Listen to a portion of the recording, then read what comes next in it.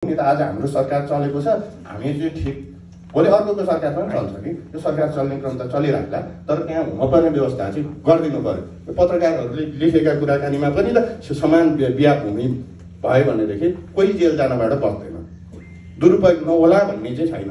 तर सदुपयोग गर्ने तरिकाबाट विधेयक आएको छ भन्ने कुरा चाहिँ विश्वस्तता चाहिँ जिलाउनु भएको छ। यो विश्वस्ततामा हामी चाहिँ म चाहिँ विश्वस्त छैन। विश्वस्तता अझ दिलाउनुहोस्, पारित गरौँ।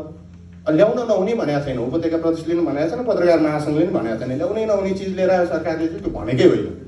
ल्याउन आवश्यक छ, नियन्त्रण गर्नुपर्ने पनि छ, तर नियन्त्रण केमा गर्ने त?